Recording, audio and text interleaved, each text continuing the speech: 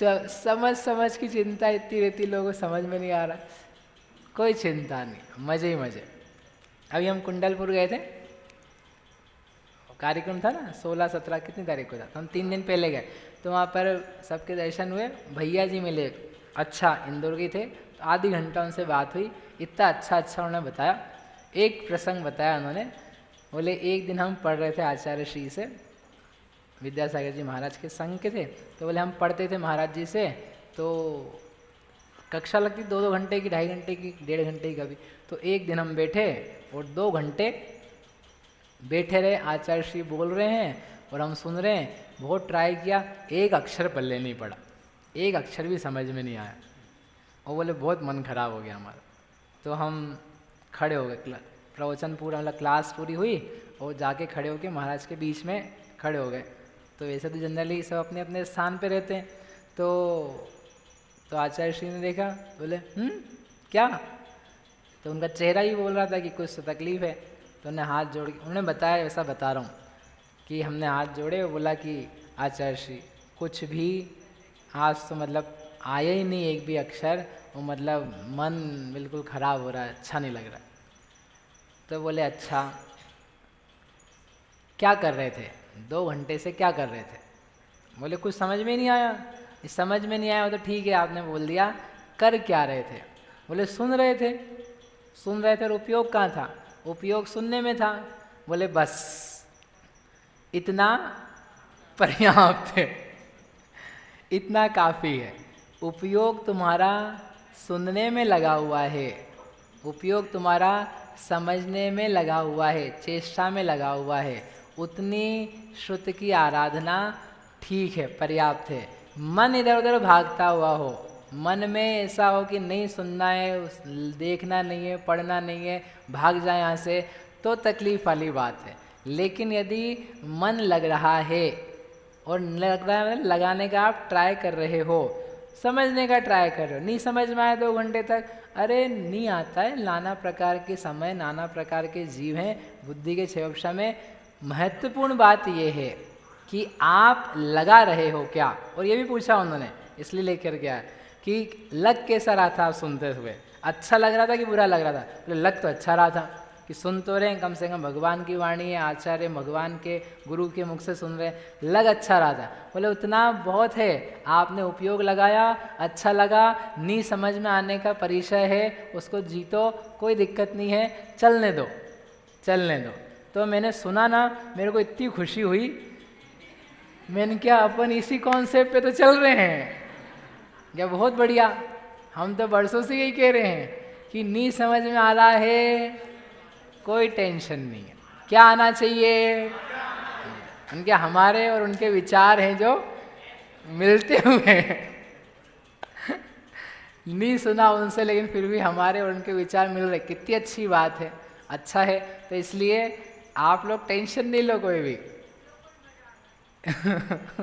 आए चाहे नहीं आए, उपयोग लगाने का ट्राई कर रहे हो ना, और अच्छा लग रहा है ना, सबको देख के अच्छा लग रहा है ना, तो आप क्या करो, खुशियाँ मनाओ, बढ़िया है।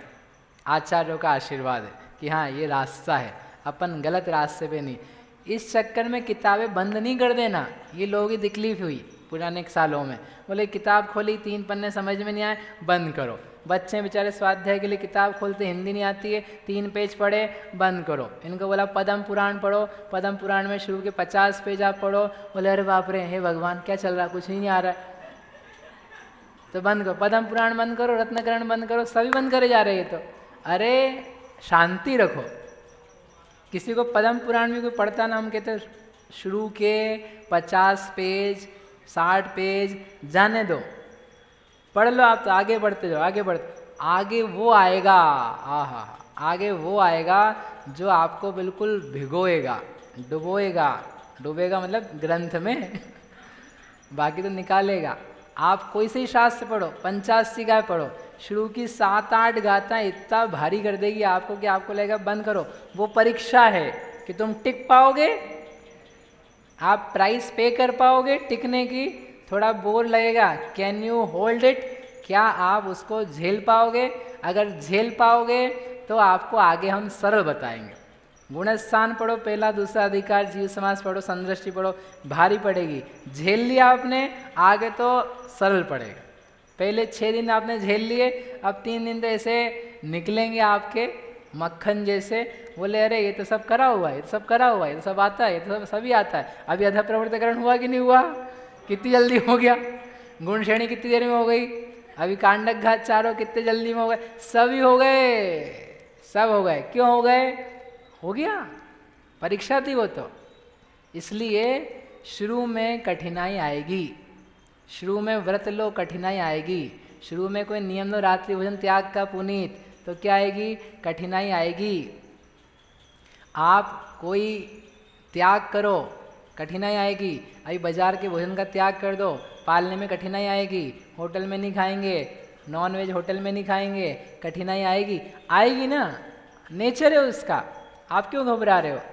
नेचर है, नेचर। आपने ब्याह किया, कठिनाई आई कि नहीं आई? तो क्या करा? घर छोड़ करके भाग के आए कि नहीं आए? पत्नी को बाहर निकाला कि नहीं निकाला? आशीष जी नहीं। कठिनाई आई तो क्या कर लिया? झेल लिया। झेला कि नहीं झेला? अरे हाँ तो बोलो। चल रहा है, चलता। मतलब ये है, मत घबराओ। व्रत तप त्याग संयम से मत भय खाओ। बहुत कष्ट आ सकते हैं, आएंगे, वो सब परीक्षा है। वो सब तुम्हारे व्यक्तित्व का निर्माण है कि तुम्हें आगे का जीवन कितना अच्छा भला सरल सुसंगत होगा। वो आपकी परीक्षा है। अब देखते हैं कौन परीक्षा में पास होता है। छोटे छोटे नियम में घबराते, कोई घबराने की जरूरत नहीं। आप तो लो, जितनी जल्दी ले लोगे उतना जल्दी आप तैयार हो जाओगे। और जितनी देर लगाओगे उतनी कठिनाई आएगी, उतनी कठिनाई आएगी, नहीं ले पाओगे आप। जैसे जैसे उम्र बढ़ती है ना, वैसे वैसे जीव अपने सुख सुविधाओं में अभ्यस्त होता है, त्याग नहीं होता है। साइकोलॉजी। और जो आप कर सकते हो अभी, वो बाद में नहीं कर पाओगे, बहुत कठिनाई आएगी। अभी अभी अच्छे से कर लो। रात्रि भोजन त्याग करो, जमीगन का त्याग करो, देव दर्शन का व्रत लो, अपन पूजा कर सकें, अभिषेक कर सकें, नियम लो, आपका जीवन बन जाएगा। You will make your self कि हम कैसे जिएंगे। स्वाध्याय का नियम लो, स्वाध्याय करें। ध्यान का बोला आपको, ध्यान करो। अभी आपको आज्ञा करना सरल हो जाएगा, सरल होगा। फिर आपको बस क्लू चाहिए कि इसको कहाँ जोड़ना है, वो तो हमको करना आता है। It's going to be very simple, it will be very hard and difficult, जो आपको स्ट्रगल मांगेगा शुरू में। इसलिए बताओ अरिहंत, नॉन वेज होटल में नहीं खाना बेटा। हाँ, ये नियम लिया तो तकलीफ पड़ती कि नहीं पड़ती है? हाँ, नहीं खाया तो नियम ग्रहण करो। आपको पहले ही बता चुके, वापस दोहराने का टाइम कम है। कहाँ कहाँ जा कर के अपन मरते रहते, कहाँ कहाँ खाते पीते रहते हैं। कोई अपने को ना ग्लानि बच रही है। अपन बातें यहाँ विशुद्धि करेंगे, मालूम पड़ा भोजन करने बैठ गए ऐसी जगह। हाँ, अध प्रवर्तकरण में होता, मालूम पड़ा सामने क्या चल रहा है। भोजन वहाँ पर क्या क्या कैसा कैसा पक रहा है, किसके साथ खा रहे। थोड़ा जीवन में विवेक विचार की आवश्यकता है। मांसाहारियों के साथ बैठ कर के खाना, मांस वाली जगह पे बैठ के खाना, उन्हीं बर्तनों में भोजनों में खाना, अपने परिणाम नीचे उतर रहे हैं, स्तर नीचे उतर रहे। इसलिए बचा के रखना। और कोई लोग कहेंगे ऐसा होता है वैसा होता है, कुछ भी नहीं होता है, कोई फर्क नहीं पड़ता है। सब जीवन अच्छा अच्छा होता है। तकलीफ आती है शुरू में, कठिनाई आती है, लेकिन भला होता है।